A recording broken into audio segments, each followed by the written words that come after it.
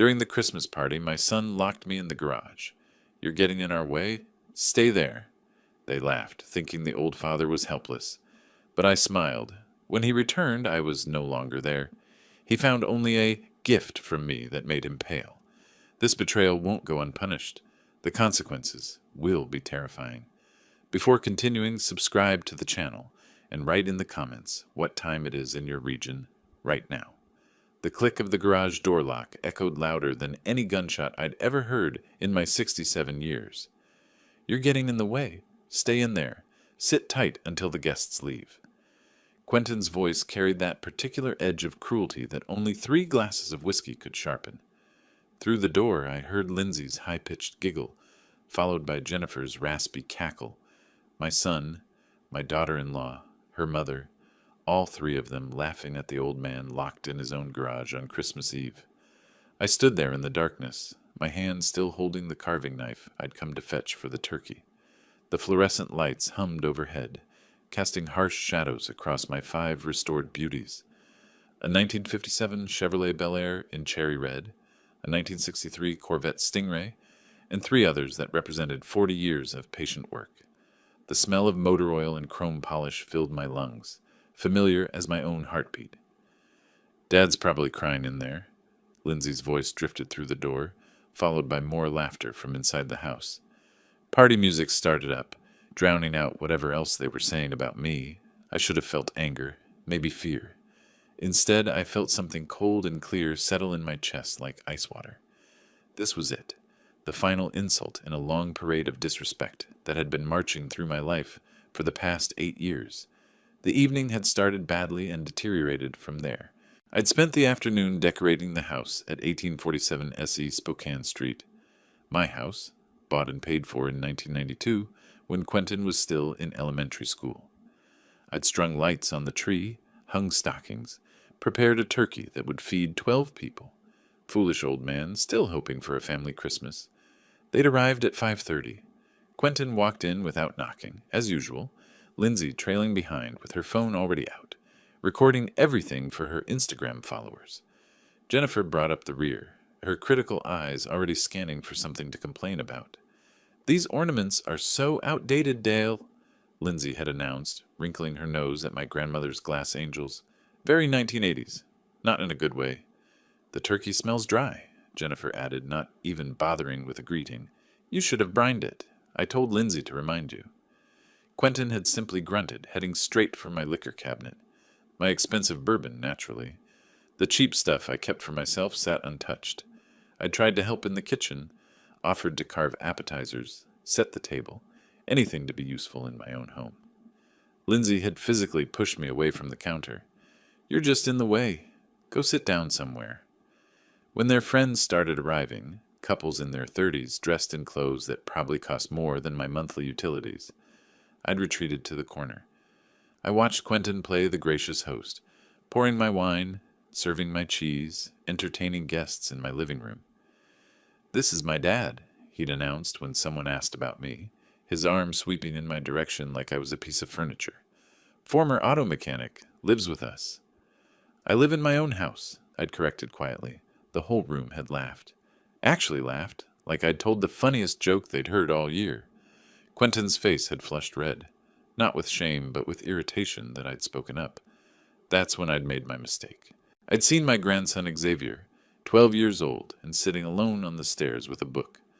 The boy looked lost, ignored by his parents as usual.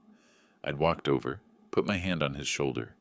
"Want to see the workshop, Zav? I've got something special to show you."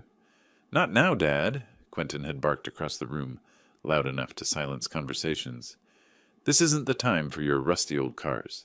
We have guests."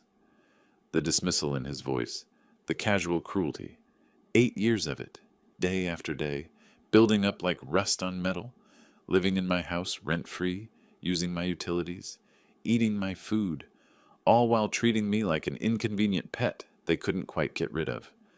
I'd walked to the garage to get the carving knife, needing a moment alone. That's when I'd heard Quentin's footsteps behind me, heard the door slam, heard the lock engage. Now I stood in the darkness, listening to my son's party continue, without me. Through the walls, I could hear him telling a story, something about the old man and his junk cars. More laughter. I looked around the garage, my workspace, my sanctuary, the place where I'd built something real with my own hands while Quentin was out there pretending to be something he wasn't. That's when I smiled. They didn't know about the secret passage. Nobody did. I'd built it 15 years ago, back in 2009, when I was still running my restoration business and needed easy access between the garage and the backyard gazebo where I kept my paint supplies. A tunnel, 15 feet long, hidden behind a heavy metal shelf unit that looked like it hadn't been moved in decades. I walked to the north wall, my footsteps echoing on the concrete, grabbed the shelf. It rolled smoothly on hidden wheels I'd installed myself, and pulled it aside. Behind it, the door I'd cut into the wall and carefully concealed. I pushed it open. Cool December air rushed in from the tunnel. Freedom, escape, but more than that, opportunity. I could have left right then. Could have walked through that tunnel, gotten in my truck parked 2 blocks away, and driven off into the night. Let them wonder where the old man went. Let them panic when they finally opened the garage and found it empty. But that would have been too simple, too kind. I stood in the doorway of my secret passage, looking back at my garage one more time, at the cars I'd restored with patient hands, at the tools I'd collected over 40 years, at the photos on the walls, me with customers, me at car shows, me building something that mattered, and I made my decision. I stood at the threshold of that hidden passage, and suddenly I wasn't in my garage anymore. I was in a different time, a different version of this same space. Quentin had been 8 years old, small for his age, with his mother's dark eyes and my stubborn chin. I'd brought him out to the garage on a Saturday morning, lifted him up so he could see under the hood of a 1965 Mustang I was working on. "See that, son? That's the engine, the heart of the car. You treat it right, it'll run for 50 years. His eyes had been wide with wonder. "Can I help, Dad?" "Course you can. Hand me that wrench, the one with the red handle." We'd spent the whole morning together. I'd taught him the names of tools, shown him how to check oil, let him turn the wrench, even though I had to hold his hand steady.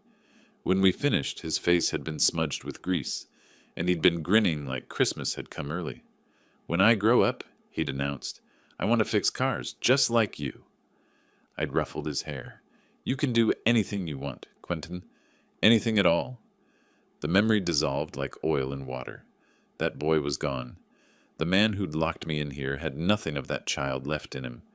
Another memory surfaced, more recent. 3 months ago, late September. I'd been working on the Bel Air when I'd heard Quentin and Lindsay talking in the backyard, their voices carrying through my open garage window. "He's not going to live forever," Lindsay had said. "This house is worth at least $600,000 now, maybe $7. Selwood's gotten so expensive." "I know," Quentin had replied. "I've been looking at property values.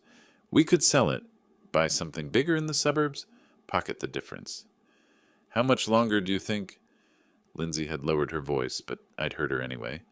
"I mean, he's, 67? Men in his family don't usually make it past 75, right? Could be 8 years. Could be less if he keeps climbing around in that garage. One fall, one heart attack." Quentin had trailed off, but the implication hung in the air like exhaust fumes. "We just have to be patient," Lindsay had concluded. "Keep him happy. Make sure he doesn't change anything important." I'd stood there in my garage, socket wrench in hand, and realized my own son was waiting for me to die, counting down the days until he could inherit what I'd built. That had been the beginning, the moment I'd started to see clearly. I shook off the memories and stepped through the passage into the cool tunnel. The concrete walls I'd built myself enclosed me on both sides, 15 feet to freedom, 15 feet to the rest of my life. I emerged in the gazebo, carefully closing the hidden door behind me. The backyard was dark, but I could see lights blazing in every window of my house. My house. I'd paid $185,000 for it in 1992, everything I'd saved from 10 years of hard work. Now it was worth $670,000, and my son was counting the days until he could cash it in. I moved quietly through the shadows, circling around to the back door. Nobody was guarding it. Why would they? The old man was safely locked away. I slipped inside, climbed the back stairs to my second-floor study. The party noise covered my footsteps. My safe sat in the closet, hidden behind winter coats.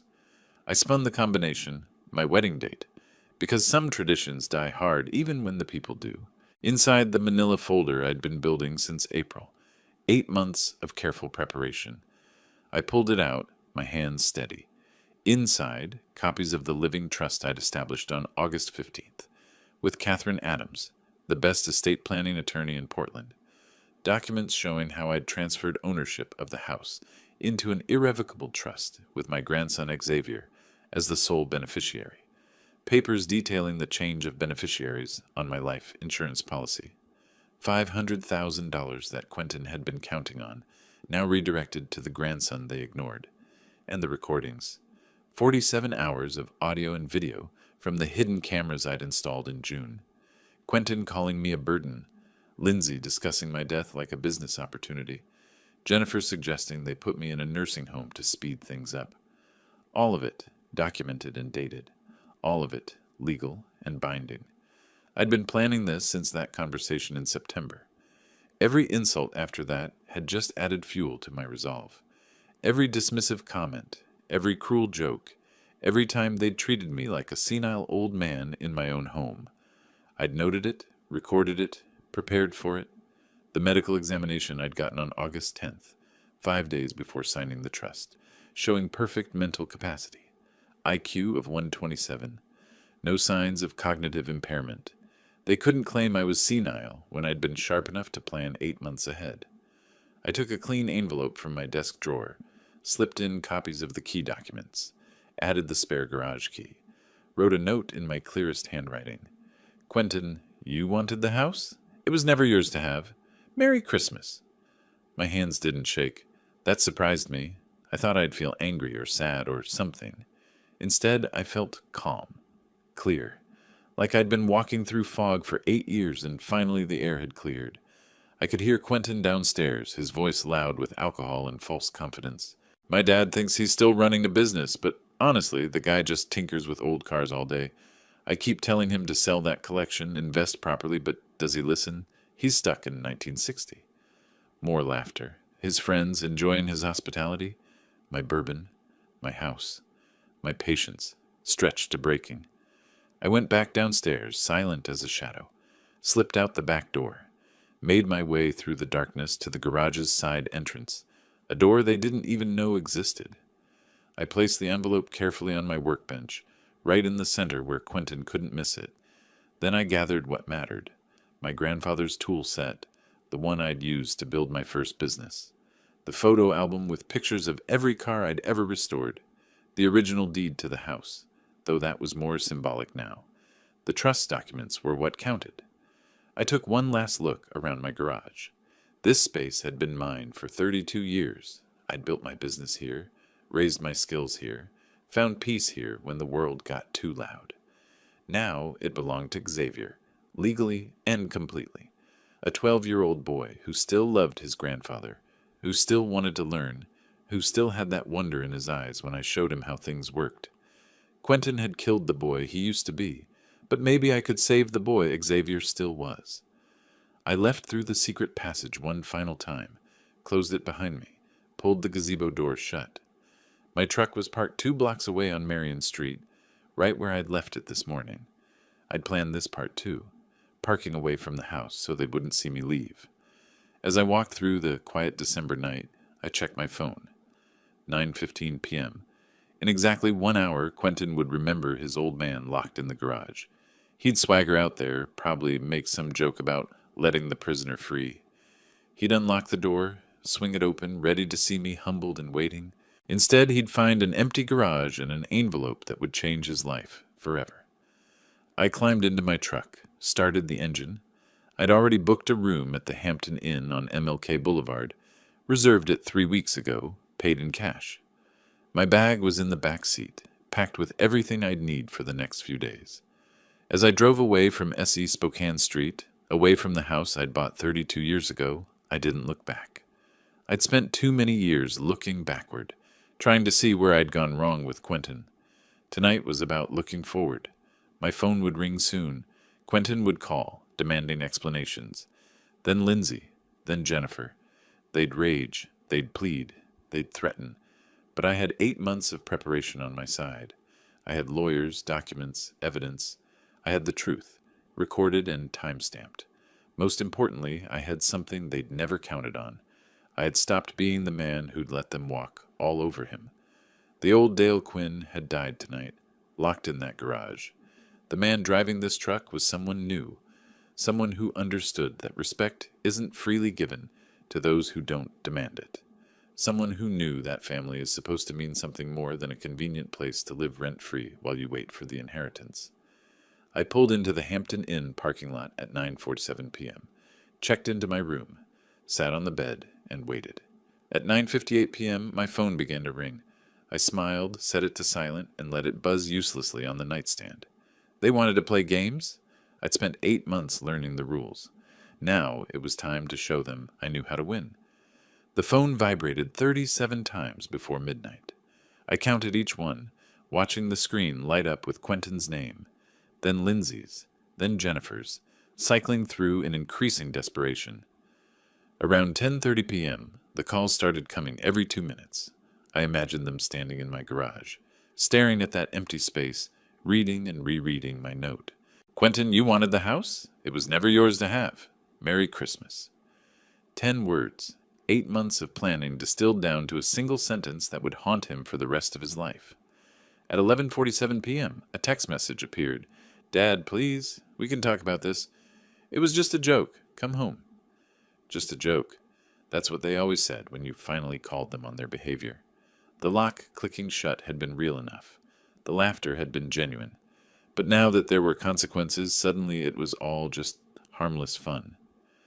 I turned the phone face down and closed my eyes.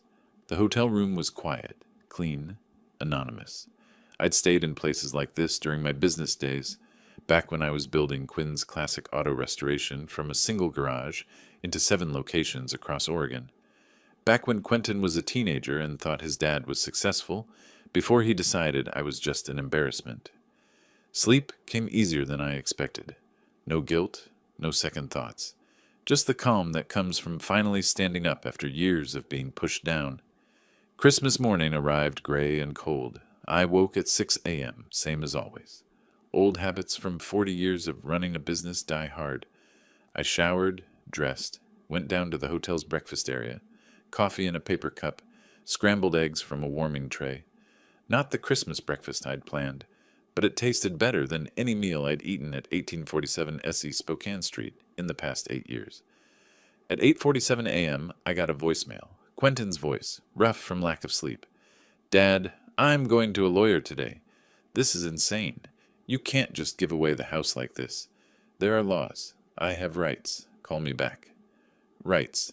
He talked about rights while living rent-free in my house for 8 years, while using my electricity, my water, my heat, while planning what to do with my property after I died. The irony would have been funny if it wasn't so pathetic. I deleted the voicemail and made my own call. Catherine Adams answered on the second ring, even though it was Christmas Day. That's what you get when you pay top dollar for the best estate planning attorney in Portland. Mr. Quinn, she said, her voice professionally warm. I assume he found the documents. About 2 hours ago, based on the phone calls. And you're holding firm? Absolutely. Good. I expect he'll try to challenge the trust. They always do. But we've built this thing like a fortress. Medical evaluation proving your mental competency. Detailed documentation of the transfer. Everything filed properly with the county. Even if he finds a lawyer willing to take his money, they won't get far. What about my grandson, Xavier? The trust protects him completely. As the designated trustee, you control all assets until Xavier turns 25. Your son has no legal standing to access the property or the funds. He's essentially a tenant without a lease, which means you can request eviction at any time. I'd never really understood the full power of what we'd created until that moment. Quentin thought I was just a simple mechanic who got lucky with timing, buying a house when Portland real estate was cheap. He had no idea I'd been playing chess while he played checkers. Send the eviction notice on the 26th, I said. Give them 30 days. Consider it done. And Mr. Quinn, Merry Christmas. I spent the rest of Christmas Day driving around Portland, past my old shop locations, seeing what had become of them. The one on Division Street was now a craft brewery. The location in Beaverton had become a yoga studio, but the original shop on Foster Road was still an auto repair place, run by the guy I'd sold it to back in 2019. I stopped and went inside. Jerry Sutton was under a Honda Civic, his legs sticking out from beneath the chassis. When he slid out and saw me, his grease-stained face split into a grin. "Dale Quinn, what brings you here on Christmas?" "Just driving around, remembering old times." He stood up, wiped his hands on a rag that looked like it hadn't been cleaned since the Clinton administration. "Business is good, real good. You taught me everything I know about running this place." We talked for 20 minutes about compression ratios and carburetor adjustments, and the problem with modern cars having too many computers. Normal conversation between two men who understood engines better than they understood people. As I was leaving, Jerry called out, "Hey Dale, your son's still working at that dealership?" "For now." "Good for him. Though I always thought he'd end up working with you. You two seemed close back in the day." I just nodded and left. Jerry didn't know that the close we'd been was 30 years ago, when Quentin was still young enough to think his father mattered. That evening, back at the Hampton Inn, I finally listened to the rest of the voicemails. 15 in total. Quentin's messages evolved from angry to desperate to threatening. Lindsay's were shrill, accusing me of being cruel and manipulative. Jennifer's were the most revealing.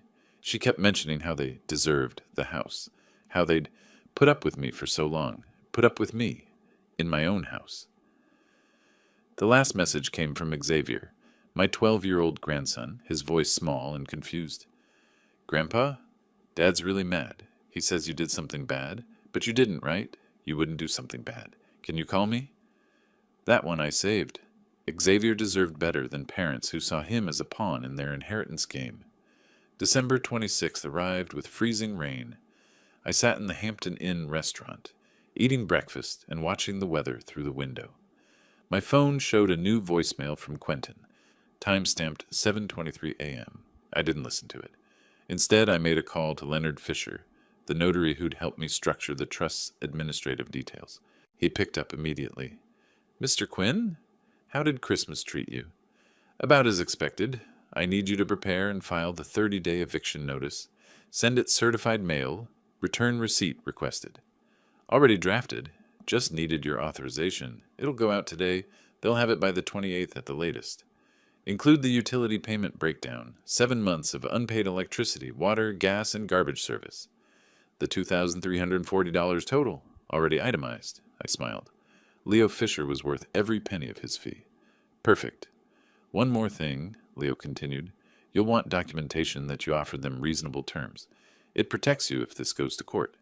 I'm including a note that the debt can be waived if the property is vacated by January 25th without damage. You think they'll fight? I think your son will try everything he can think of, but he'll lose. The trust is ironclad." After breakfast, I drove to my grandson's school. It was winter break, but I knew Xavier liked to use the public library next door to the elementary school. Sure enough, I found him in the young adult section, reading a book about World War II aircraft. "Grandpa!" He jumped up, his face a mixture of relief and confusion. "Everyone's looking for you. Dad's really upset." "I know, Zav. Sit down with me a minute." We sat in the library's quiet corner. I explained what I'd done, carefully avoiding the cruel details of why I'd done it. Xavier was smart, 12 going on 30 sometimes, but he was still a kid. He didn't need to hear recordings of his parents planning to put me in a nursing home. "So the house is mine?" he asked, trying to process it.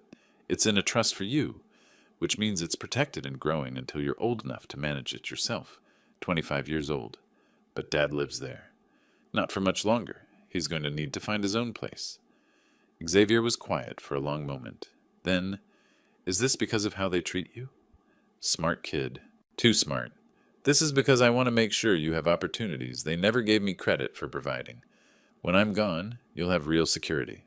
Education money, a house, investments, everything you need to start your adult life right." "Dad's going to be really mad." "Let him be mad. You didn't do anything wrong, Xavier." "Neither did I. Remember that." I left him with a promise to call in a few days and drove to the office of Douglas Mitchell, a private investigator I'd hired back in July. Doug was a former Portland police officer who'd retired and opened his own firm specializing in domestic and estate matters. His office was on the third floor of a building on Burnside Street, decorated with the kind of generic landscape paintings you find in every professional office in America. Doug himself was 58, built like a retired linebacker, with gray hair cut military short. Dale, right on time. He pulled a thick accordion folder from his desk. Everything you asked for, documented and verified. I opened the folder. Inside were dated photographs of Quentin using my classic cars for his dealership's promotional events without permission. Copies of credit card statements showing the authorized user accounts I'd been paying for. Records of utility bills going back 2 years, all in my name, none of which Quentin had ever contributed to. The cameras worked perfectly, Doug said, pulling out a USB drive. 47 hours of footage from the 6 cameras you had me install, audio and video, all of it showing a pattern of financial exploitation and emotional abuse. Is it admissible? In Oregon, you can record anything in your own home without consent. One-party state for audio and video surveillance of your own property is always legal. If this goes to court, every second is admissible. I flipped through the documentation. Doug had organized everything chronologically, cross-referenced with notes about what was being discussed. The conversation from September about waiting for me to die. Lindsay complaining about having to deal with the old man while planning her next Instagram post. Jennifer suggesting they could accidentally leave medications out where I might take too many. That last one made my blood run cold. I'd known they wanted me gone, but seeing it written in investigative notes made it real. There's one more thing, Doug said, sliding another folder across his desk. You said to look into your daughter-in-law's income sources. I opened it. Inside were printouts of Instagram posts, sponsorship deals, and income records from various platforms. All of it undeclared to the IRS. She's been making between $800 and $1,200 a month for the past 2 years through affiliate marketing and sponsored posts. Never filed any of it on her taxes. That's $14,000 in unreported income. And if someone were to report that to the IRS? Doug's expression didn't change. They take anonymous tips very seriously, especially when accompanied by documentation. I closed the folder. Send it to them. Today.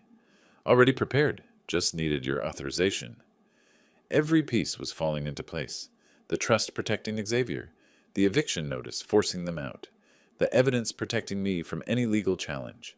And now, the IRS investigation that would add financial pressure to their already desperate situation. I wasn't attacking out of anger. I was dismantling their comfortable life of exploitation with the same methodical precision I'd used to restore engines. One piece at a time, carefully and completely. As I left Doug's office, my phone rang. Quentin again. This time I answered. Dad, finally. We need to talk about... No, Quentin, we don't need to talk. You locked me in my garage on Christmas Eve. You've been waiting for me to die so you could sell my house. You've spent 8 years treating me like an inconvenience in my own home. The talking is over. That's not... we were just... Dad, please. Check your mailbox on the 28th. You have 30 days. I hung up and blocked his number. Then Lindsay's. Then Jennifer's. The old Dale Quinn would have felt guilty. Would have second-guessed himself. Would have wondered if he was being too harsh, too unforgiving, too cruel. But the old Dale Quinn had died in that garage, locked away by his own son on Christmas Eve. The man driving away from Burnside Street knew exactly what he was doing, and he knew it was justice, not revenge. January 2nd arrived with the kind of cold rain that makes Portland feel like it's trying to wash itself clean. I sat in the Cozy Corner Cafe on SE 13th Avenue, watching the water streak down the windows while nursing my second cup of coffee. My phone buzzed with a text from Leo Fisher. Package delivered, signed for at 10:47 a.m. Perfect timing. Quentin would be at the bank right about now, trying to secure a loan. He and Lindsay needed money for Marcus Reynolds, the lawyer they'd hired to challenge the trust. They needed money for a security deposit on a new apartment. They needed money, period. What they were about to discover was that money, like respect, isn't something you can just demand when you've spent years taking it for granted. I'd set this particular domino up back in June, 6 months before Christmas Eve. The credit cards Quentin used so freely, the ones that let him buy drinks for his friends, take Lindsay out to expensive restaurants, maintain the illusion of success, weren't actually his. They were authorized user accounts on my credit profile. I was the primary cardholder. I paid the bills until I stopped. In June, I'd called each credit card company and removed Quentin as an authorized user. The cards still worked for a while, but the bills stopped being paid. Late fees accumulated. Interest compounded. By December, the damage was done. Quentin's credit score had dropped from a respectable 720 to a dismal 580. He'd never even noticed. Why would he? The statements came to my address, and I'd always handled them quietly, the way I'd quietly handled everything else he took for granted. My phone rang. Catherine Adams. "Mr. Quinn, I assume you've heard about Marcus Reynolds? Should I have? He's the attorney your son hired. Good lawyer, actually. Specializes in estate disputes. Expensive." "How expensive?" "His retainer alone is $5,000. I'm told your son put it on a credit card with a 23% interest rate." I almost felt sorry for Quentin. Almost. Then I remembered the sound of that lock clicking shut on Christmas Eve. "How worried should I be?" I asked. "Not at all. Reynolds is thorough, I'll give him that. But we've built a fortress, not a house of cards. He's already requested your medical records from Dr. Thornton. When he sees that cognitive evaluation from August 10th, 5 days before the trust was signed, showing your IQ at 127 with 0 signs of impairment, he'll advise your son to drop it." "But he won't drop it." "No," Kate agreed. "He won't. Pride and desperation make people do expensive, pointless things." After the call, I drove to Premium Motors, the dealership where Quentin worked. I didn't go inside. I just sat in my truck across the street, watching. At 2:15 p.m., I made the call I'd been planning since November. Robert Chen, the dealership's general manager, answered on the third ring. "Mr. Chen, my name is Dale Quinn. I believe my son Quentin works for you." "Yes, Quentin's one of our sales managers. Is there a problem?" "That depends on your definition of problem. I need to inform you that Quentin has been using vehicles from my personal collection, classic cars worth approximately $340,000, in your dealership's promotional materials and customer events. He's been representing them as his own vehicles." There was a pause. I'm not sure I understand." "My 1957 Chevrolet Bel Air, my 1963 Corvette Stingray. He's been bringing them to your dealership, using them to impress high-end clients, letting people believe he owns them. He doesn't. I do. And I never gave written permission for commercial use of my property." "Mr. Quinn, if this is true—" "It's documented. I have photos, dates, witness statements. I'm not looking for legal action, Mr. Chen. I'm simply informing you that any continued use of my vehicles would constitute unauthorized commercial exploitation of my assets. I thought you should know." I could hear the concern in his voice. "I appreciate you calling. I'll need to look into this." "Of course. Take your time." I hung up and watched the dealership entrance. Quentin had no idea the walls were closing in. He was probably inside right now, schmoozing a customer, playing the successful car salesman, thinking his father was just a bitter old man making empty threats. He'd learn differently soon enough. That evening, I met Doug Mitchell at a diner on Powell Boulevard. He slid a manila envelope across the table. "Everything you asked for on your daughter-in-law's Instagram income. Spreadsheets, screenshot records, affiliate payment receipts. She's been pulling in between $800 and $1,200 a month for 2 years through sponsorships and affiliate marketing. Not a dollar of it declared to the IRS. How much total? Just under $14,000 over 24 months.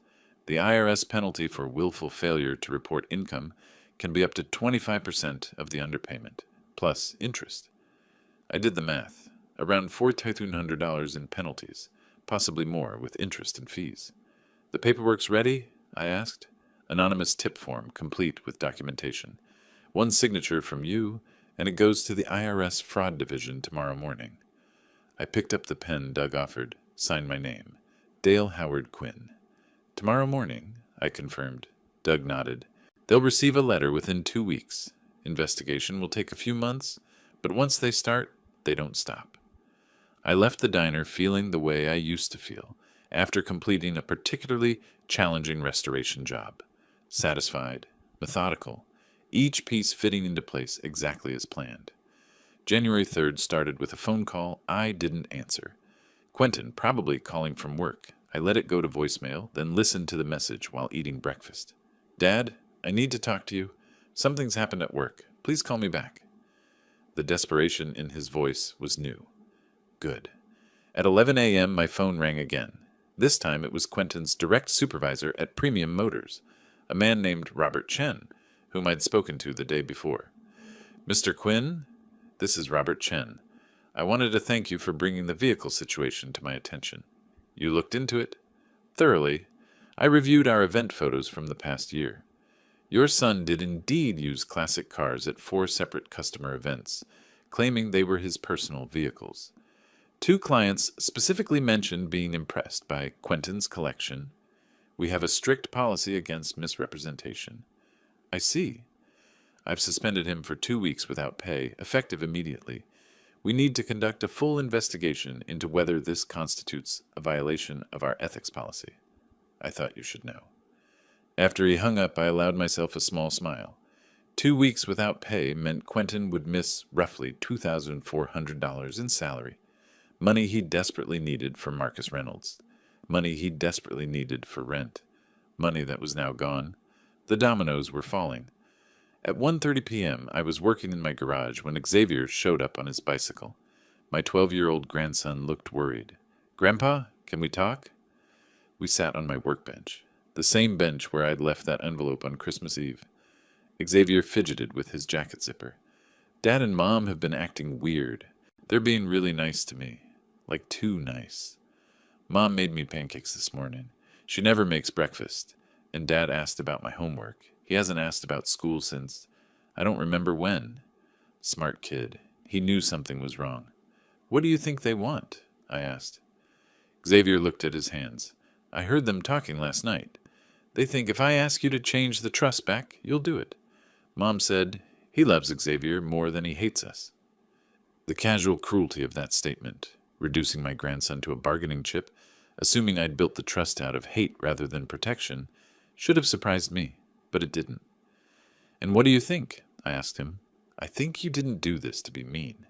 I think you did it because they were mean first. I put my hand on his shoulder. The trust isn't about punishment, Zav. It's about making sure you have opportunities. Real opportunities, not just promises that disappear when it's convenient. So you're not going to change it? No. But that doesn't mean your parents don't love you. It just means they love the idea of money more than they should.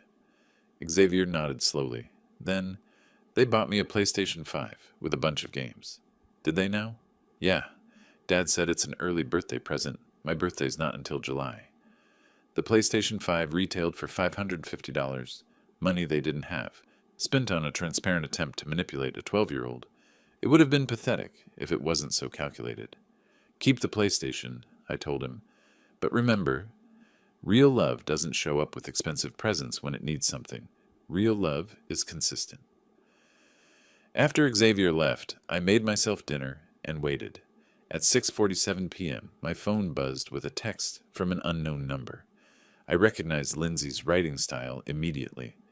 Dale, we need to talk. This is getting out of hand. Quentin lost his job today because of you. We have a son to think about. Please. Not lost his job. Got suspended for lying.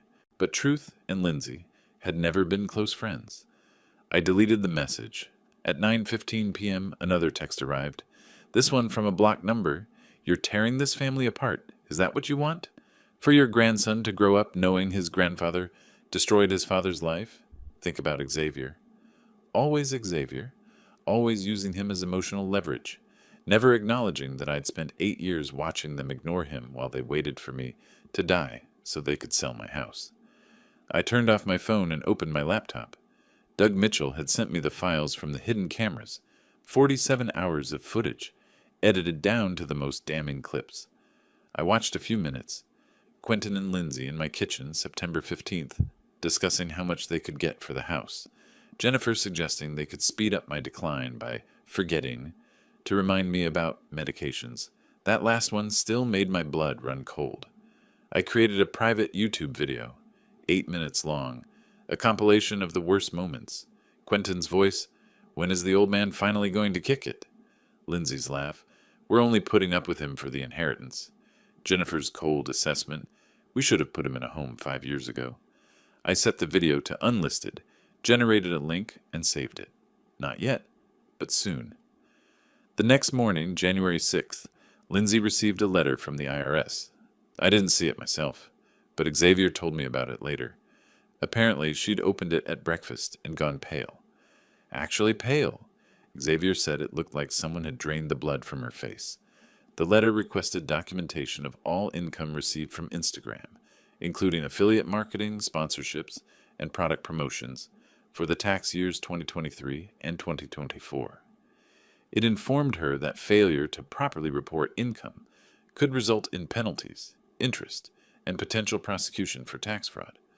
According to Xavier, Lindsay had locked herself in the bathroom for 20 minutes. When she came out, her eyes were red, and she immediately started yelling at Quentin about how this was all his fault, how she'd told him not to lock me in the garage, how everything was falling apart. Quentin, desperate and cornered, made his move. He came to the house on January 8th. Not my house anymore, really, but the house where he still technically lived for 17 more days. I was in the garage when I heard the back door open, footsteps on the stairs. Quentin's voice, carefully controlled. "Xavier, can we talk, buddy?" I moved quietly to the interior door that connected the garage to the house, left it open just a crack, listened. "So, Grandpa set up this trust for you, which is great. Really great. But here's the thing. Sometimes families need to help each other out, and right now, Dad and Mom need some help." Xavier's voice, cautious. "What kind of help?" "Well, the house technically belongs to you now, which means you could ask Grandpa to let us keep living here, just until we get back on our feet. Maybe a few months."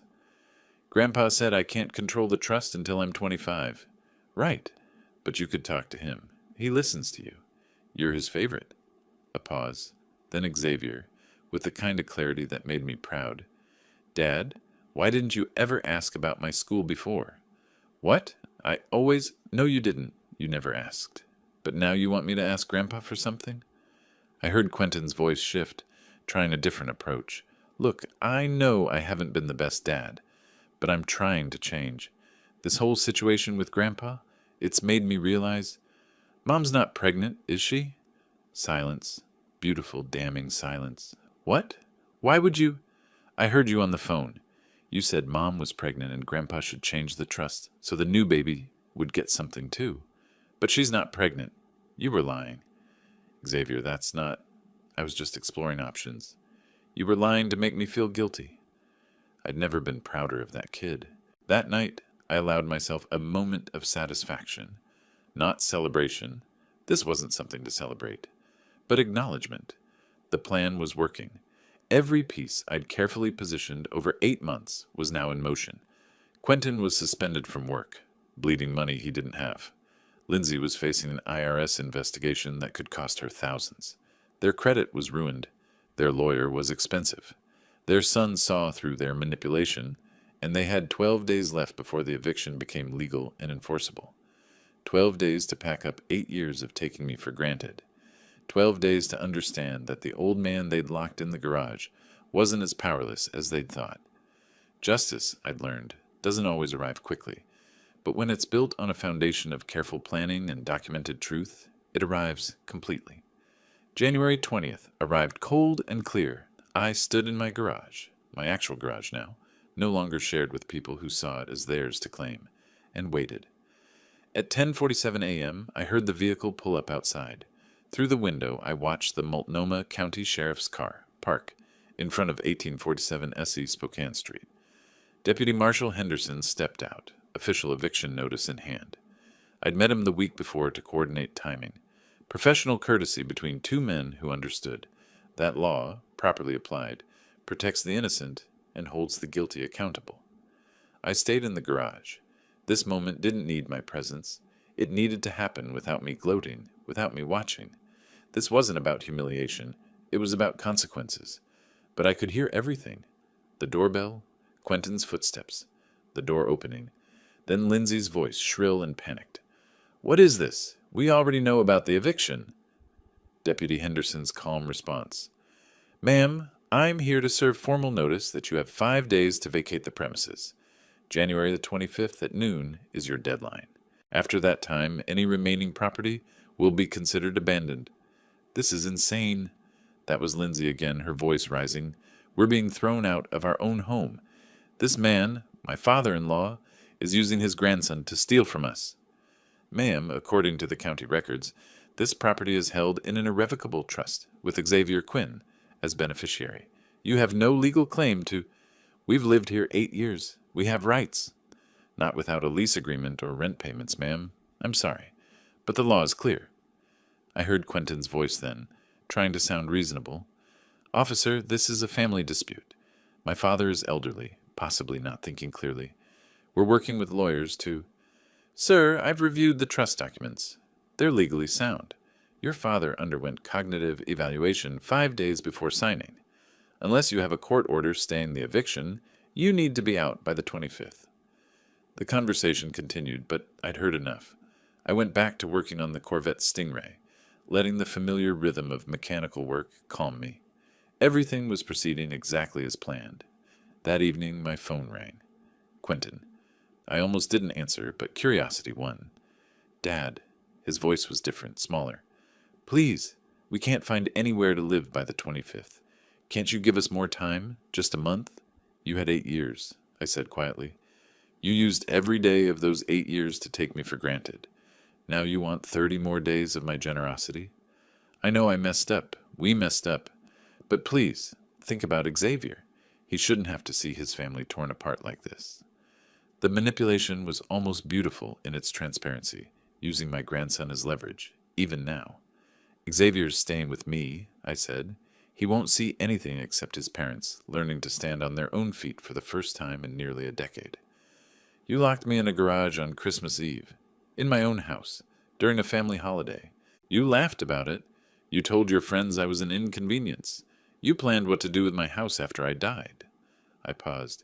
"Did you really think there would be no consequences?" Silence. Then, "I'm going to fight this. I'm going to tell everyone what you've done." "Go ahead." He hung up. 2 days later, January 22nd, Quentin made good on his threat. I woke up to find my phone buzzing with notifications. He'd posted on Facebook a long, emotional message about his cruel father, who was kicking his own son out onto the street and manipulating an innocent child for revenge. The post had been up for 3 hours and already had 47 sympathetic comments. Friends of Quentin's, people who'd been at that Christmas party, all expressing shock and support. I read through them while drinking my morning coffee. Some people were actually calling me evil. One woman suggested someone should call adult protective services to check if I was mentally competent. Another man, someone I didn't recognize, posted, "This is elder abuse in reverse. The old man is weaponizing his money to punish his family." I set down my phone and opened my laptop. The 8-minute video compilation I'd created sat in my private YouTube account, unlisted but ready. I'd edited it carefully. 47 hours of footage condensed to the most damning moments. Quentin's voice, "When's the old bastard finally going to kick it? I'm tired of pretending I care." Lindsay's laugh, "We're only putting up with him until he dies. Then we sell this place and move to Lake Oswego." Jennifer's cold calculation, "We should have put him in a nursing home 5 years ago. Speed things up." And the moment that had finally pushed me over the edge, Quentin telling Lindsay, "If we just forget to remind him about his medications, nature will take its course faster." That one still made my hands shake. I called Xavier. "Zav, I need your help with something. It's important, and I need you to be sure you want to do this." "What is it, Grandpa?" "Your dad posted something online. Some people are saying bad things about me. I have video proof of what really happened, recordings from cameras in the house. But if I post them from my account, it looks petty. If they come from your account, it looks like the truth coming from someone who was there." Xavier was quiet for a moment. "The recordings you showed me? About them wanting to put you in a home?" "Yes. Post them. I'll give you my login. They need to see what they said when they thought nobody was listening." At 2:30 p.m. on January 23rd, The video went live on Xavier's Facebook account with a simple caption. "This is what Grandpa heard for 8 years. This is why he did what he did." Within an hour, the comment section on Quentin's original post had shifted. People were sharing Xavier's video, watching in stunned silence as Quentin, Lindsay, and Jennifer discussed my death like a business transaction. By 4 p.m., someone had tagged Premium Motors' Facebook page, asking if they knew their sales manager talked about his father this way. By 5:30 p.m., Robert Chen had called me. "Mr. Quinn, I've seen the video your grandson posted. After reviewing our investigation into the vehicle misrepresentation, and now seeing this, I'm terminating Quentin's employment effective immediately. This isn't the kind of character we want representing our dealership." "I understand," I said, keeping my voice neutral. I felt no triumph, no satisfaction, just the quiet certainty that actions have consequences. That evening I sat in my living room, in my house, legally protected and properly transferred, and thought about the past 8 years, about biting my tongue when Quentin complained about the Christmas ornaments being too old-fashioned, about staying silent when Lindsay pushed me away from helping in my own kitchen, about watching my grandson sit alone on the stairs while his parents entertained friends with my food and my liquor.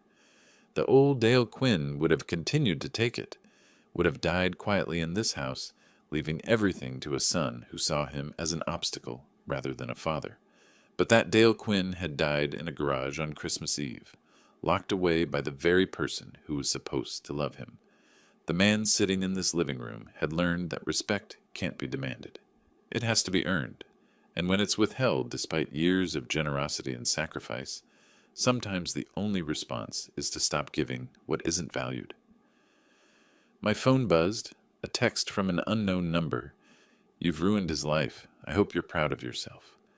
Jennifer, still fighting, still blaming everyone but themselves. I deleted the message and turned off my phone. 2 days left until the eviction. 2 days until they had to face the full weight of what they'd created. January 24th brought snow, unusual for Portland, but fitting. I watched it fall from my kitchen window while Xavier sat at the table doing homework. The peaceful quiet was interrupted by my doorbell at 9:15 a.m. Through the peephole, I saw a man in a suit holding a briefcase. Professional, expensive looking. I opened the door. "Dale Quinn, that's me. Marcus Reynolds, attorney for Quentin Quinn. I'm here to serve you with legal papers." I took the envelope.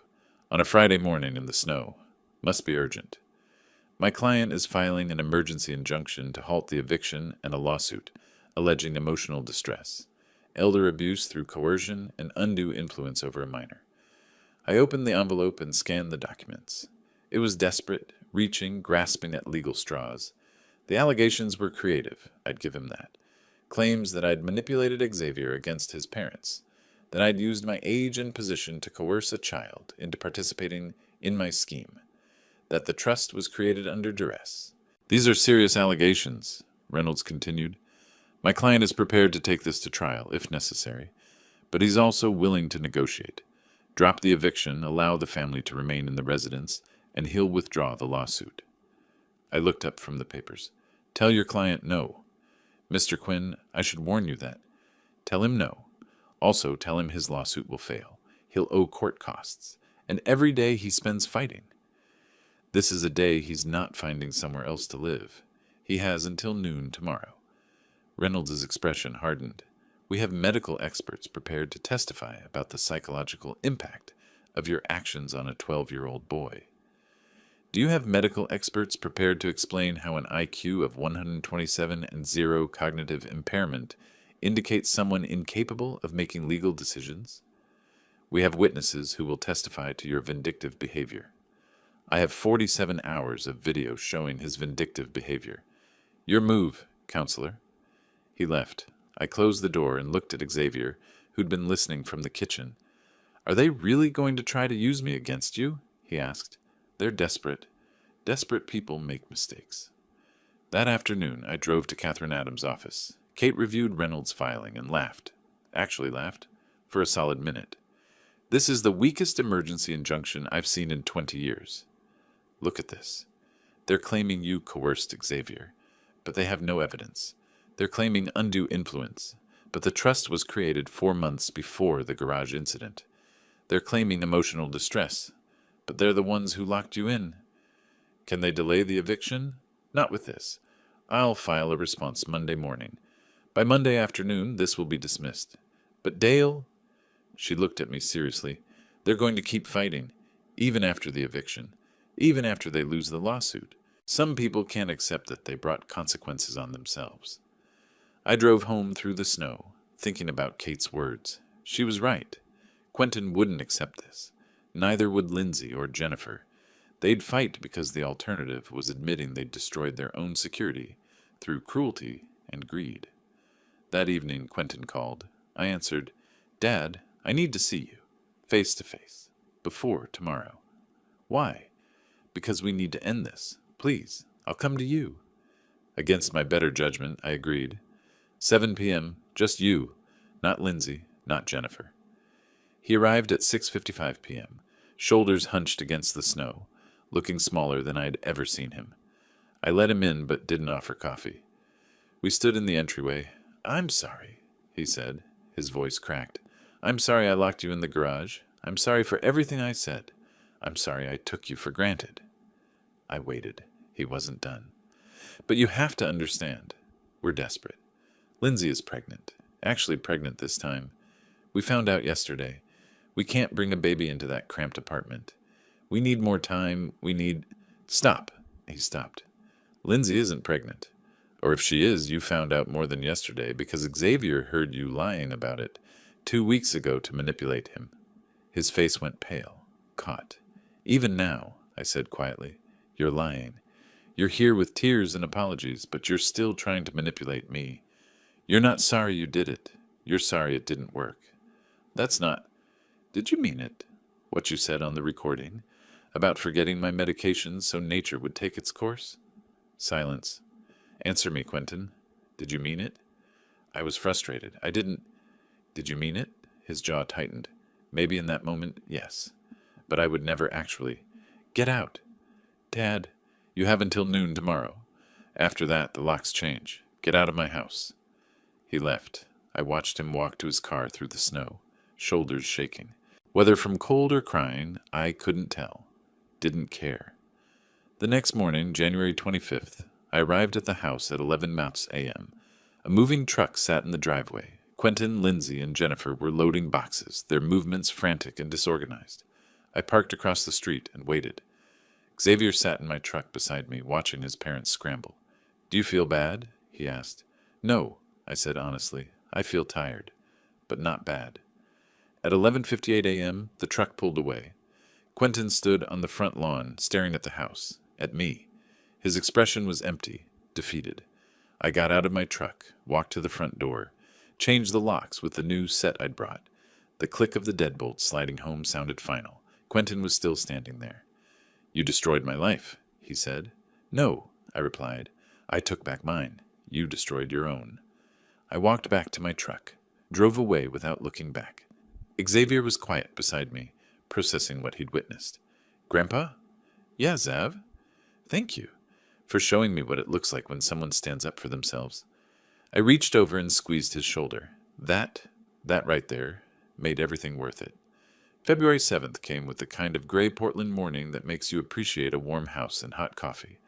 I sat in my kitchen, the kitchen that was finally legally mine again, when the preliminary hearing results came through. Kate Adams called at 9:47 a.m. Judge Morrison dismissed Quentin's lawsuit. Complete dismissal. He ruled that you acted within your legal rights, that there's zero evidence of coercion, and that Marcus Reynolds wasted the court's time with a frivolous suit. Your son now owes you $8,750 in legal fees. I set down my coffee. $8,750, which he doesn't have. The court will garnish his wages, but at $17 an hour? She paused. "Dale, this is over. Legally, financially, completely. They have no more moves." "Thank you, Kate." "One more thing. Reynolds called me this morning. He wanted to discuss a settlement. I told him there was nothing to settle. He actually sounded relieved to be done with this case." After we hung up, I sat in the quiet kitchen, processing. 2 months. That's all it had taken to dismantle 8 years of taking advantage. 2 months from Christmas Eve to complete legal victory. But I wasn't finished. There was one more thing they needed to understand. February 14th, Valentine's Day. A day for showing people what they mean to you. I sent Quentin a text. Come to the house at 6 p.m. We need to talk. He arrived at 5:53 p.m. I watched through the window as he sat in his car for 3 minutes, gathering courage.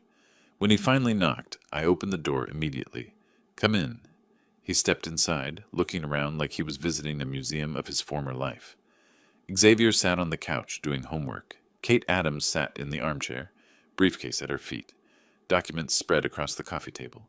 Quentin's face went pale. What is this? Sit down, I said. Not harsh, just firm. He sat. His hands trembled slightly. Kate spoke first. Mr. Quinn, I'm here in my professional capacity to present financial documentation that your father believes you should see. What I'm about to show you is a complete accounting of the living trust established for Xavier Quinn. She opened a folder, spread out a spreadsheet. The trust currently contains the following assets. The property at 1847 SE Spokane Street, appraised value $670,000. An investment portfolio of index funds valued at $890,000. A collection of 5 restored classic automobiles valued at $340,000. And an education fund of $180,000. Total current value, $280,000. Quentin stared at the numbers. His mouth opened, closed, opened again. That doesn't include, Kate continued, the $500,000 life insurance policy with Xavier as beneficiary. When Xavier turns 25 in 2038, conservative estimates with 6% annual growth project the trust value at approximately $7,300,000.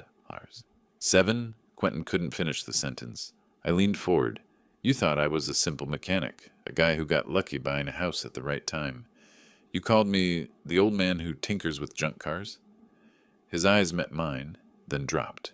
I built Quinn's classic auto restoration from nothing. Started in 1984 with a single garage bay and a dream.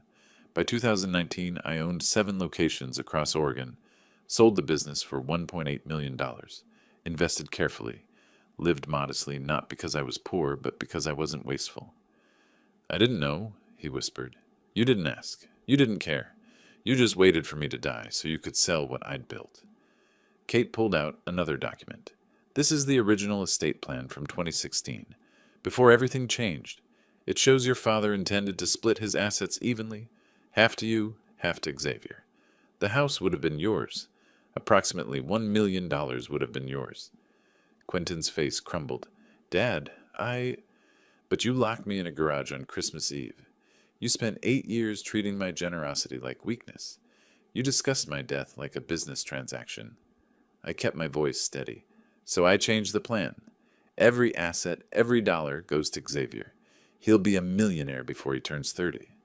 I'm sorry, Quentin choked out. I'm so sorry. Xavier looked up from his homework, spoke clearly. Are you sorry you did it, or sorry it didn't work? The question hung in the air. Quentin couldn't answer. Kate placed one final document on the table. This is an addendum to the trust. If you attempt to manipulate Xavier, contest the trust again, or interfere in any way, the entire trust automatically transfers to the Pacific Northwest Classic Car Restoration Foundation. Xavier would receive only the education fund. Everything else, gone to charity. Quentin looked at Xavier. That's not fair to him. Neither was ignoring him for 12 years, I said. This is protection. From you. Quentin turned to his son. Zav, you're okay with this? Xavier met his father's eyes. For the first time in his life, my grandson spoke to his father with complete honesty. You bought me a PlayStation 5 to manipulate me.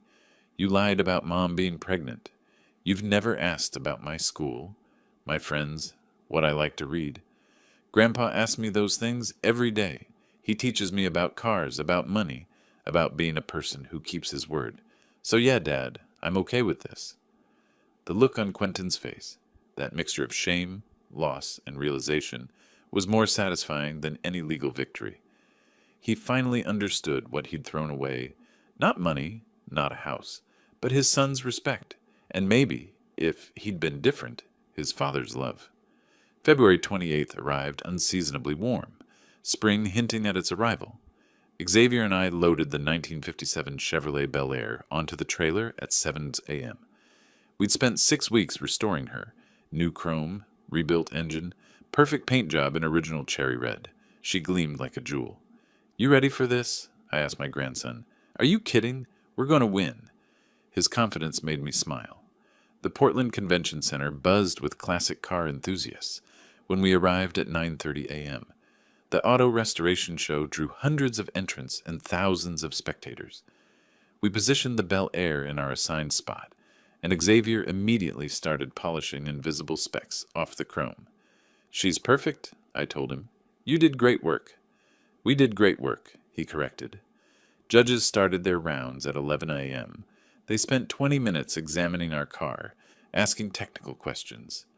Xavier answered most of them, explaining the engine modifications, the paint process, the chrome restoration. I stood back and let him shine. At 2:30 p.m., they announced the awards. Third place went to a 1963 Corvette. Second place to a 1969 Mustang Boss. Then, Best in Show goes to Dale and Xavier Quinn for their 1957 Chevrolet Bel Air. Flawless restoration, attention to period-correct detail, and exceptional craftsmanship. The prize was $5,000. Xavier's eyes went wide when they handed him the check. "This is yours," I told him. "You earned it. But I taught you. You did the work. That check has your name on it for a reason." That's when I saw him.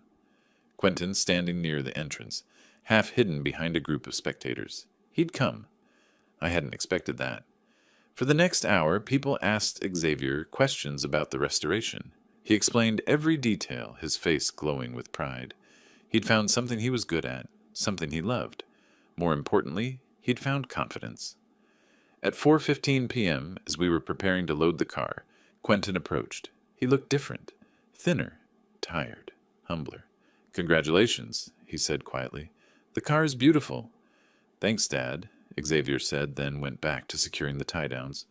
Quentin watched his son work. He's good at this. He's good at a lot of things. You'd know that if you'd been paying attention." I kept my tone neutral.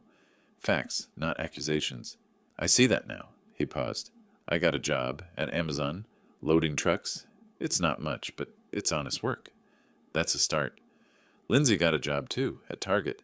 We're paying our debts, all of them." He looked at me. "Including the $8,750 court fee. They're garnishing my wages. It'll take 2 years, but I'll pay it." I nodded. "Good. Dad, He struggled with words. "I don't expect forgiveness. I don't even know if I deserve a chance to try to earn it back. But I want you to know I understand, now, what I threw away, who I became." I look at Xavier talking about that car, and I realize I have no idea who my son actually is. That's on me? For the first time since Christmas Eve, I heard genuine remorse. Not manipulation, not desperation. Just a man facing what he'd done. "The trust doesn't change," I said firmly. "Xavier gets everything. That's final." "I know, but," I paused, "if you actually do the work, become the father Xavier deserves, build a real life instead of waiting for handouts, show me over years, not weeks, that you've changed, then maybe, when I write my will, I'll remember you're still my son." His eyes filled. "Thank you. I'm not promising anything. I'm saying there's a possibility. If you earn it." I met his gaze. "Do you understand the difference?" "Yes." His voice broke slightly. "Yes, I do." Xavier finished with the trailer and walked over. "Ready, Grandpa?" "Ready." Quentin looked at his son. "Zav, could I maybe see you next weekend? Get coffee or something? Just talk?" Xavier glanced at me. I gave him the slightest nod. His choice. "Okay," Xavier said carefully. "But just you. Not Mom. Just me. I promise." We left Quentin standing in the parking lot, watching us drive away. In my rearview mirror, I saw him standing there until we turned the corner. "Do you think he'll really change?" Xavier asked. "I don't know, but I gave him the same thing I gave you, a choice. What he does with it is up to him." That evening, Xavier and I sat in the garage, the Bel Air back in her spot, gleaming under the fluorescent lights. The boy who'd been ignored and overlooked now had $80,000 in a trust fund, a skill he loved, and a grandfather who believed in him. Grandpa? Yeah? Thank you. For everything. For protecting me. For teaching me. For showing me what it means to stand up for yourself. I put my arm around his shoulders. You don't have to thank me, Zav. You're my grandson. This is what family does. Real family. We protect each other. We build each other up. We don't wait around for people to die so we can cash in. He smiled. Then, what do you want to restore next? I looked at the remaining 4 cars in my collection. How about the Corvette Stingray? She needs new upholstery. When do we start? Tomorrow. And just like that, life moved forward. The house stood secure on SE Spokane Street, legally protected and properly cherished. Xavier had a future brighter than anything Quentin and Lindsay could have imagined, and I had learned something valuable in my 67 years. Respect isn't something you can demand or inherit. You earn it, day by day, through your actions and your character. Quentin had locked me in a garage on Christmas Eve, thinking he could make me disappear while he enjoyed the party. Instead, he disappeared everything he thought was his. That's the thing about betrayal. It doesn't just damage the person you betray, it damages you even more. Because when the consequences arrive, you have to face the person you've become. I'd given Quentin 8 years of generosity, patience, and unconditional support. He'd repaid me with contempt and greed. So I'd given him something else, justice. Clear, methodical, legally unassailable justice. Some might call it revenge. I called it consequences. And standing there in my garage with my grandson, teaching him how to restore beautiful things that others had abandoned, I knew I'd made the right choice. Justice isn't always kind, but it's always fair, and betrayal, as Quentin had learned, always has a price. If you like this story, please like this video, subscribe to the channel, and share your impressions of this story in the comments. To listen to the next story, click on the box on the left. Thank you for watching.